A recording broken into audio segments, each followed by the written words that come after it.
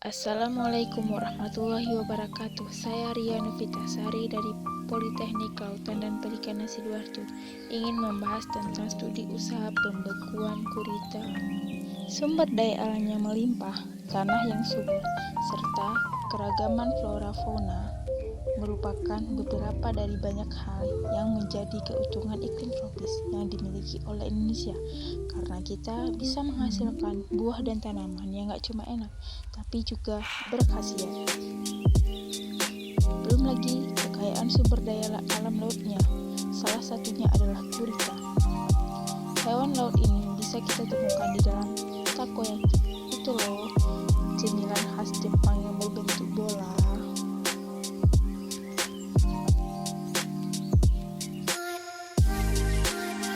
Pada saat mengolah gurita harus mengikuti standar yang digunakan adalah cara pengolahan ikan yang baik. Hal ini dapat dilakukan melalui penggunaan pakaian kerja saat menangani dan mengolah produk.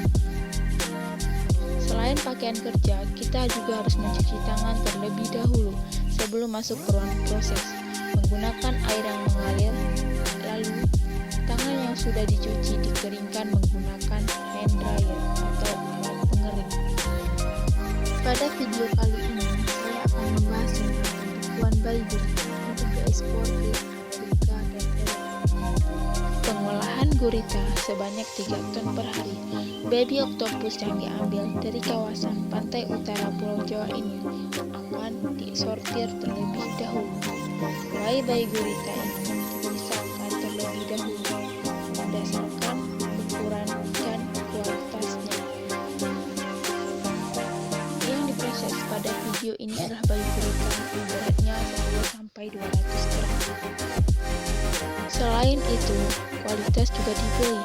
Gurita yang sudah berbau, berwarna kemerahan, atau punya temperatur yang kurang lengkap dipisahkan dan tidak diproses lebih lanjut. Kemudian, pastikan juga suhu di bawah suhu 4 derajat Celcius agar kesegaran gurita tetap dalam kondisi segar.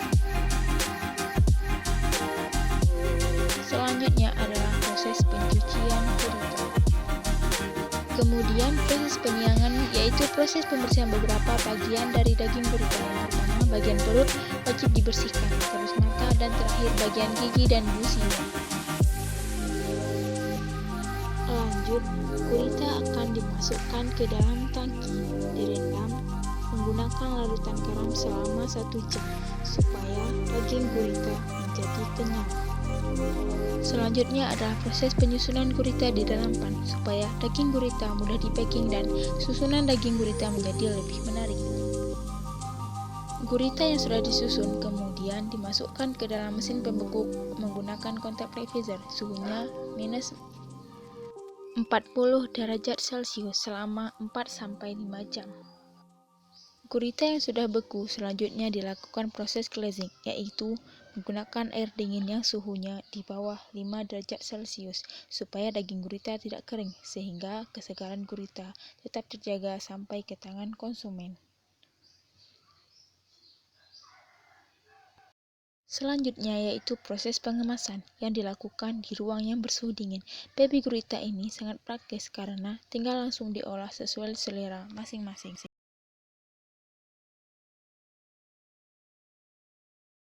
Tujuan dari penerapan GMP ini adalah minimalisir kontaminasi. Selanjutnya yaitu persyaratan umum GMP mulai dari persyaratan lokasi hingga bangunan, serta persyaratan operasional mulai dari seleksi bahan baku sampai dilakukan distribusi produk. Selanjutnya yaitu SSOP adalah prosedur pelaksanaan sanitasi di unit pengolahan ikan yang meliputi 8 kunci pokok SSOP. Yang pertama yaitu air dan es. Selanjutnya yaitu kondisi kebersihan permukaan yang kontak langsung dengan produk harus bebas dari lubang dan celah sehingga tidak menyeret air, berkarat, beracun maupun menyebabkan kontaminasi serta memiliki bentuk yang memudahkan aliran air. Hindari materi kayu dan besi sebagai media yang kontak langsung dengan produk. Kunci pokok SSOP adalah pencegahan kontaminasi silang. Selanjutnya yang menjadi syarat SSOP adalah fasilitas sanitasi untuk sarana penyediaan air. Misalnya, harus tersedia sumber air dan tempat persediaan air. Untuk sarana toilet harus digunakan sesuai dengan jumlah karyawan, tersedia bak cuci tangan, serta dilengkapi dengan air yang mengalir, sabun, alat pengering, dan tempat sampah. Kunci pokok yang kelima adalah semua bahan kimia pembersih dan saniter harus diberi label dengan jelas, serta digunakan sesuai dengan persyaratan dan petunjuk yang dipersyaratkan. Bahan-bahan tersebut sebaiknya disimpan di ruang khusus dan terpisah dengan ruang penyimpanan atau ruang pengolahan produk. Dalam penggunaan pun harus ditunjuk petugas yang khusus bertanggung jawab dalam penanganan bahan kimia. Selanjutnya adalah pelabelan penyimpanan dan penggunaan bahan kimia yang benar. Tujuannya adalah untuk menjamin identitas bahan kimia tersebut sehingga mencegah terjadi kontaminasi produk. Pada bahan kimia dan berbahaya diberi label yang jelas dan disimpan secara terpisah dalam ruang khusus. Bahan-bahan ini digunakan sesuai jumlah yang dipersyaratkan dan dilengkapi dengan tanda yang dipersyaratkan. Selain itu, kondisi kesehatan personil pun harus dimonitor.